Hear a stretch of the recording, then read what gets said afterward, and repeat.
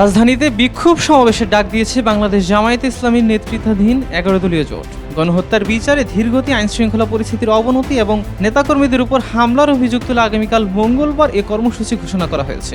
সোমবার আয়োজিত এক সংবাদ সম্মেলনে কর্মসূচির ঘোষণা দেন ১১ দলীয় জোটের সমন্বয়ক হামিদুর রহমান আজাদ। তিনি জানান, মঙ্গলবার বিকেল ৫টায় রাজধানীর বিজয়নগরে এই বিক্ষোভ সমাবেশ অনুষ্ঠিত হবে। হামিদুর রহমান বলেন, সমাবেশে জামায়াতের আমির সহ জোটভুক্ত দলগুলোর শীর্ষ নেতারা উপস্থিত থাকবেন। একই দাবিতে আগামী ৪ জুলাই দেশের জেলা শহরগুলোতে বিক্ষোভ সমাবেশ ও মিছিলের কর্মসূচি পালন করা হবে। এদিকে জুলাই গণঅভ্যুত্থানের ২ বছর পূর্তি উপলক্ষে ১১ দলীয় জোট ৩৬ দিনের কর্মসূচি ঘোষণা করবে বলেও জানান তিনি। তার ভাষ্য, সামনে জোটের বৈঠকে এসব কর্মসূচি চূড়ান্ত করা হবে।